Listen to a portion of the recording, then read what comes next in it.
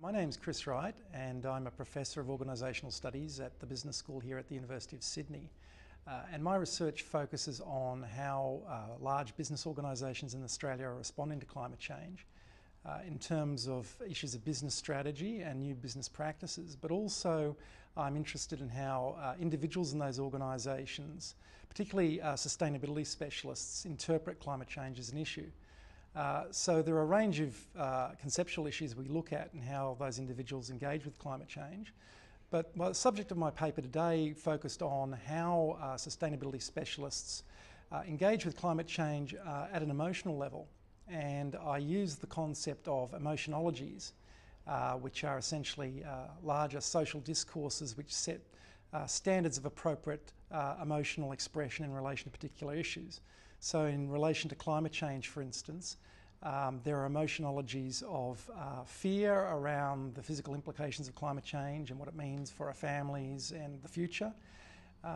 There is also a second emotionology around the idea of ideologically entrenched camps, those who favour action on climate change, but also those who are opposed to it, and it's become a highly partisan political issue.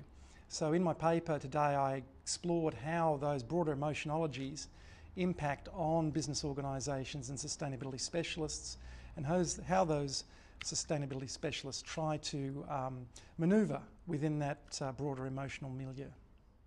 So this paper is slightly varied from the title you probably have in your program.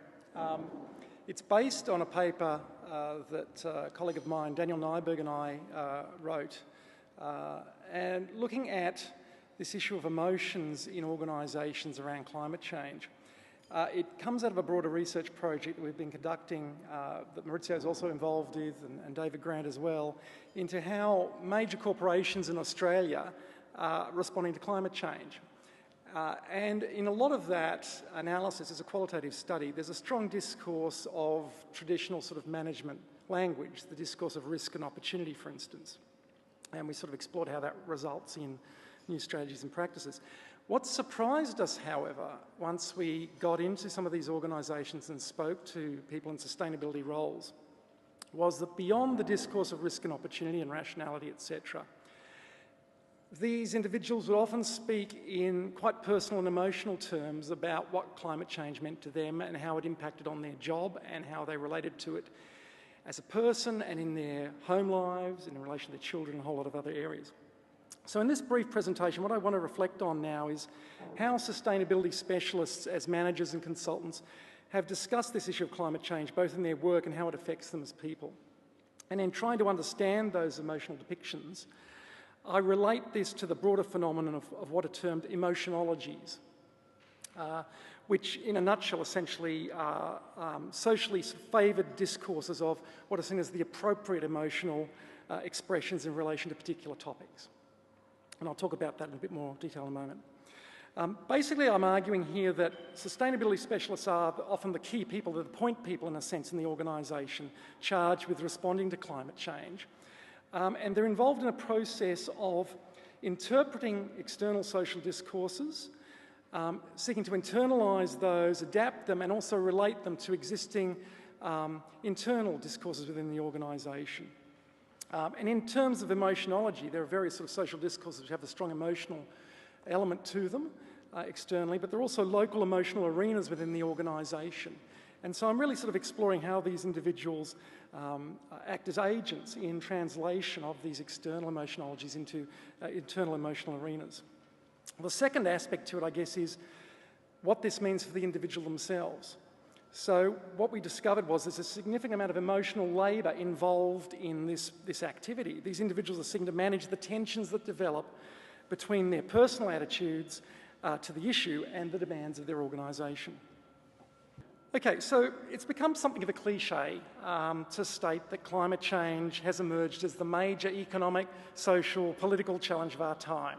I think a former Prime Minister used words to that effect.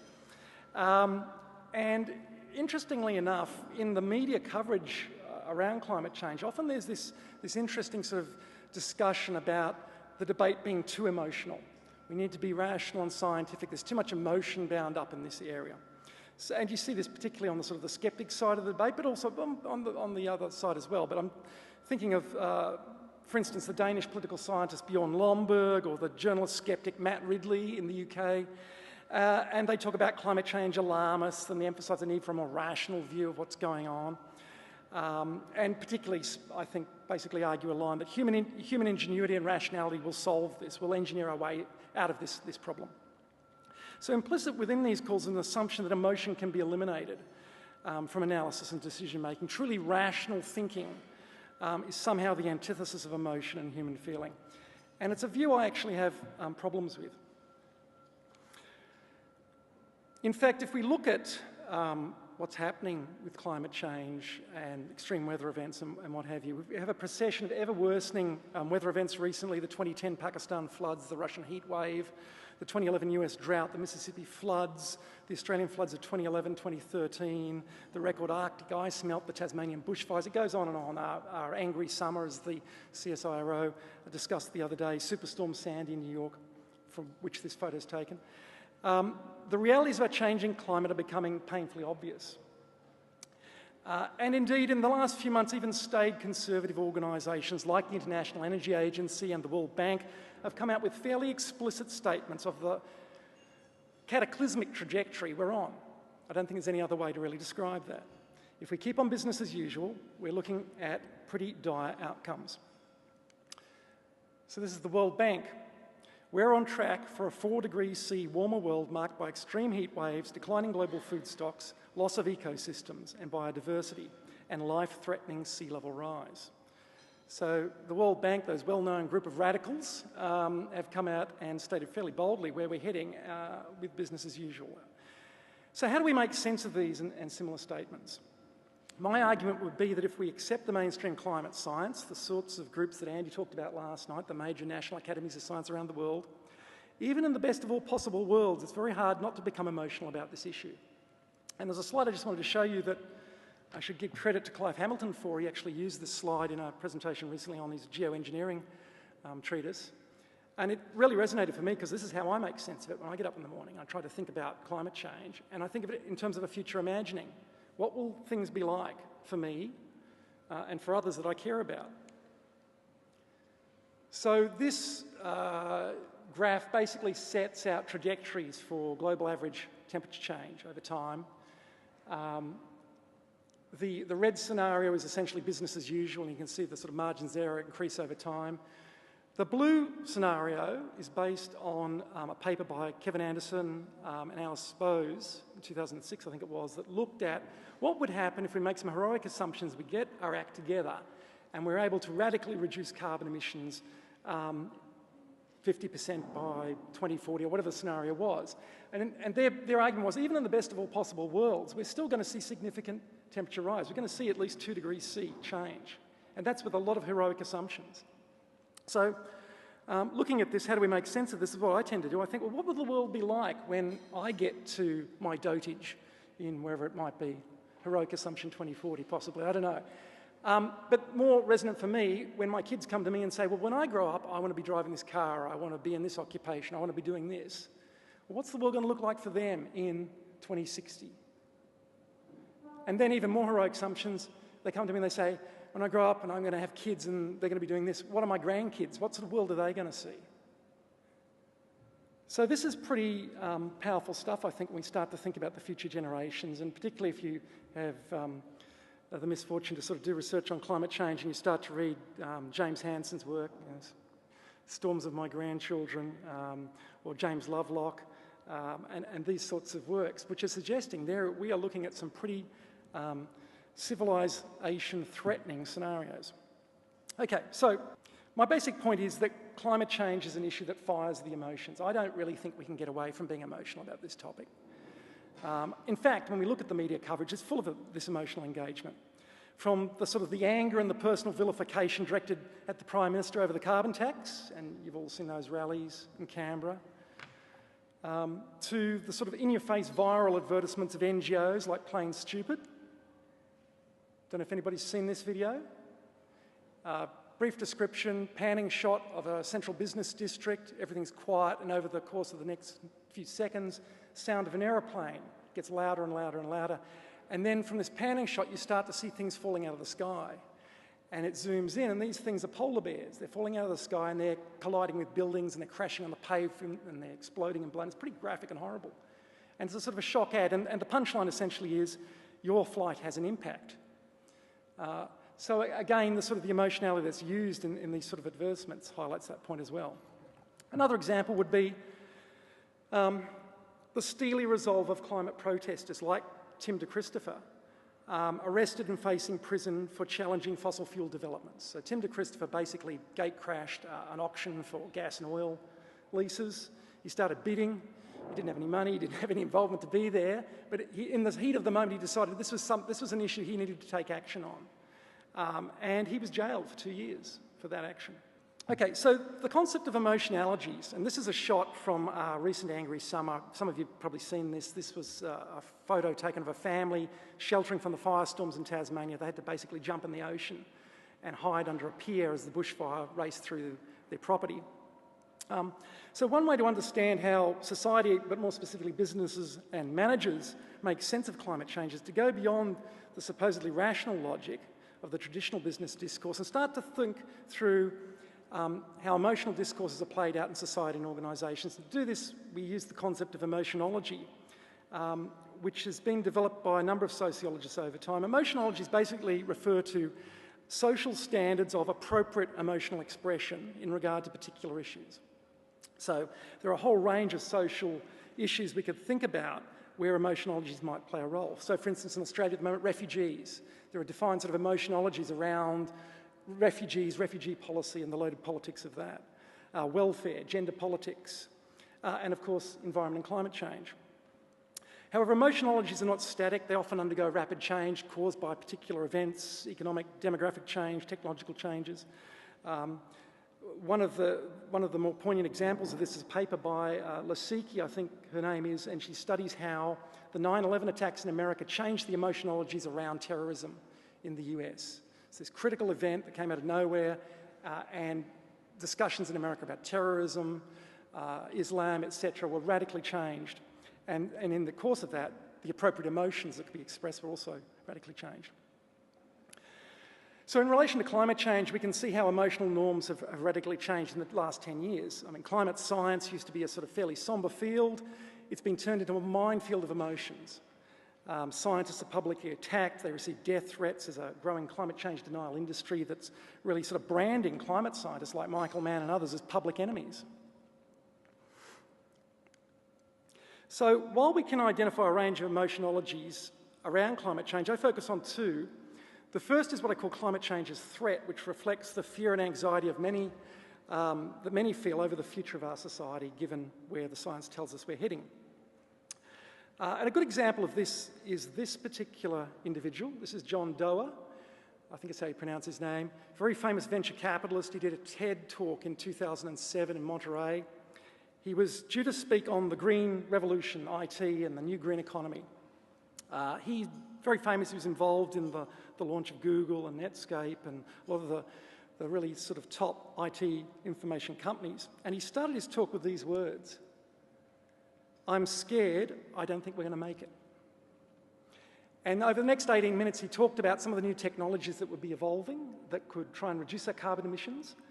But at the end, he came back and in tears, he pondered how he would explain to his daughter how we let this happen.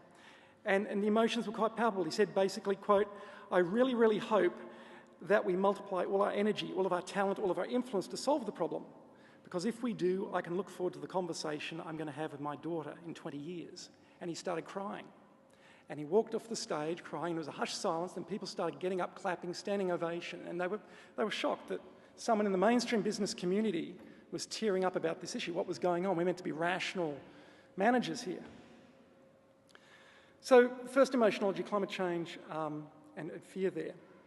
The second emotionology I focus on is what I term climate change as ideological battleground, and possibly is a more succinct way of expressing this. But what I'm talking about here is the passion, the anger, the hostility that's arisen around climate change as climate change has become polarised as a partisan political issue. And so this shot, you've probably all seen, of those carbon tax protests in Canberra, where the Prime Minister was basically defamed, placards calling her a witch, and all sorts of other sort of fairly misogynist stuff. and this is the leader of our country, and that is the leader of the opposition. And most of his front bench, out the front of those posters, beating the drum of, you know, the carbon tax is a disaster, it'll ruin the country, we've got to get rid of this Prime Minister. And that's led to a sort of a social movement as well in the opposition to the carbon tax. So, in studying how businesses have responded to climate change, they're navigating in this very volatile emotional milieu. There's these broader discourses, and in speaking to sustainability managers, what we interpreted was they're trying to basically read some of these external signals, as well as the sort of the practices and the strategies they're doing. They try to read these signals and then interpret them and try to reshape possibly the emotional milieus within their own organisation. So they're interpreting the external, internalising and adapting. So how are they adapting? Well, one of the sort of local emotionologies that comes through very strongly in a lot of the corporations we looked at is the idea of climate change as challenge and opportunity. So GE is a great example of this with eco-imagination. We're going to create environmentally friendly green products and services and markets. This is not so much a threat or a risk, but an opportunity for value creation. Another example is the whole emphasis on green cultures, workplace cultures and culture change. So building employee enthusiasm, using individuals' sort of innate interest in this topic around what they do at home and recycling and whatever, public transport, but also getting them to focus on how they can make the company more efficient, coming up with new ideas for products and services. So the quote there from the airline, we have a green team, 1,000 volunteers that can be mobilised for a whole heap of things. They're very passionate, it's very cool. However, the process of adapting and changing local emotionologies doesn't come without tensions, and so we also encountered situations where employees got too emotional, managers got too emotional, and it started to challenge organisational objectives. So in some of the advisory firms we looked at, for instance, there was this tension about how emotional and involved and passionate do you want people to be in representing you before clients. One manager was saying, we have some people who've got a distinct view on climate change, they're very passionate. In their own time, clearly they'll research and identify areas that need to be brought to the client's awareness. That's nice, but if a client doesn't want to hear it, then they're allowed to say it. So there is also a sort of coercive element to this about how do you control the emotionality that's being generated within those organisations. So the second part of it, I guess, is to focus in on not just the what they're doing, but what does that mean for those managers as individuals. And this is where we sort of basically looked at the emotional labour involved in being an emotionology worker. So these sustainability managers are involved in sort of adapting emotionologies, trying to harness emotions in the organisation of business objectives, but that also involves them as green change agents, basically having to deal with resistance and tensions within the organisation, sort of stuff that Greg was talking about this morning. And also the tensions that arise between their own personal attitudes and organisational needs. So in some cases, individuals would talk about almost a calculative emotionality. So this quote's quite nice here. That's the other challenge. How do you have passion without being seen as too passionate? You don't want to become across as a sort of a crazy zealot. You've got to sort of Goffman-esque manage your emotional performance, and if you're seen as too emotional, that can discredit you and you can lose your legitimacy. For others, it was about constraining emotionality. So this quote here from a chap in the property sector, he came from an NGO background, Greenpeace in fact, and he was into a very commercial situation now, and he had to reframe this idea, as Andy talks about broker frames, he had to reframe the way he presented himself and the issue. So it was all about cost. It was about going to the CFO and saying, we can save $50 million on this in terms of energy efficiencies. You can't talk about climate change, things they can't get a hold of, droughts, floods, polar bears, the shutters go down. So in this case, it was about finding a frame that would resonate with the CFO of that organisation. The other aspect, I guess, is championing emotionality. So there'd be certain situations where you could almost, so to speak, come out of the closet on this sort of thing and be very emotional and champion that sort of activity. So this is a shot from a culture change exercise at one of our major media companies, and they had a very sort of vibrant culture change process. But this could be a situation where the individual could find real sort of empowerment in what they were doing. So this quote here from financial services, Angie, she says, it's part of why I love my job so much because sustainability, environmental sustainability is something that I feel is really important and it's great to be able to work on it. So there's this nice matching of her personal beliefs and attitudes and values with the purposes and activities she's engaged in. And that relates to the work and personal identities. So I think Tim's left. I apologised to him earlier about the AGL graphic there. It was the only shot I could find of kids, because the whole discourse around children is quite powerful in a lot of people we speak to. What's the world going to be like for my kids? And this quote here I thought captured quite nicely. Barry, in a food manufacturing, basically said, and this sounds rather over the top, but he said it straight-faced. Yeah, he said, I save people, I save the planet, that's what I do. That's what I tell my kids, that's what they tell their friends. My daddy saves the planet, it's all I want to do. For him, this was about building his own identity, his personal identity, through the work that he was engaged in. He saw this as a moral cause, as something that was the greater than him, and it was self-fulfilling. The other flip side to that, of course, was the other side of the emotional spectrum, where individual sustainability specialists would confront the contradictions of the activities they're involved in. And there'd be feelings of doubt, anger, frustration, wanting to curl up in a ball, and these sort of expressions. I thought it was quite a nice capture of this sort of aspect here. This is Reg in an advisory service firm, and after about an hour of discussion, he just comes out and says, I would say that most business efforts, probably with a genuine intent, is more about reducing your impact where there's a business case for doing so. Because the best thing a business could do for the environment would be to shut down.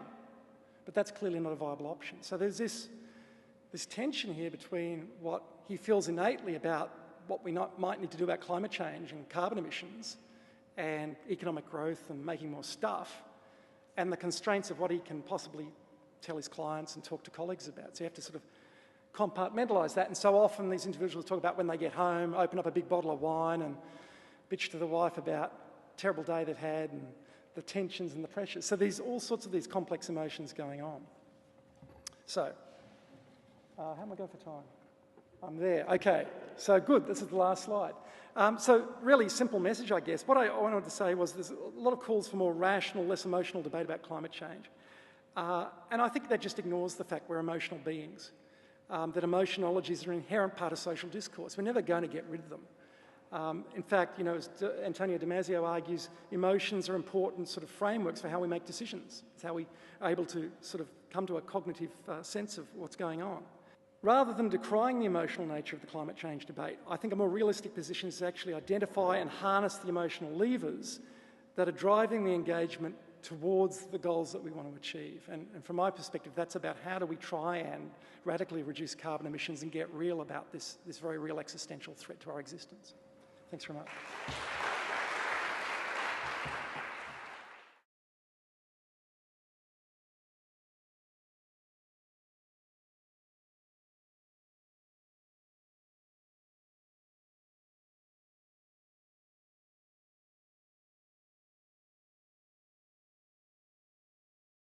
My name's Chris Wright, and I'm a Professor of Organisational Studies at the Business School here at the University of Sydney. And my research focuses on how large business organisations in Australia are responding to climate change in terms of issues of business strategy and new business practices, but also action on climate change, but also those who are opposed to it, and it's become a highly partisan political issue. So in my paper today, I explored how those broader emotionologies impact on business organisations and sustainability specialists, and how those sustainability specialists try to manoeuvre within that broader emotional milieu. So this paper is slightly varied from the title you probably have in your program. It's based on a paper that a colleague of mine, Daniel Nyberg, and I wrote, and looking at this issue of emotions in organisations around climate change. It comes out of a broader research project that we've been conducting, that Maurizio is also involved with, and David Grant as well, into how major corporations in Australia are responding to climate change. And in a lot of that analysis is a qualitative. I'm interested in how individuals in those organisations, particularly sustainability specialists, interpret climate change as an issue. So there are a range of conceptual issues we look at and how those individuals engage with climate change. But the subject of my paper today focused on how sustainability specialists engage with climate change at an emotional level. and I use the concept of emotionologies, which are essentially larger social discourses which set standards of appropriate emotional expression in relation to particular issues. So in relation to climate change, for instance, there are emotionologies of fear around the physical implications of climate change and what it means for our families and the future. There is also a second emotionology around the idea of ideologically entrenched camps, those who favour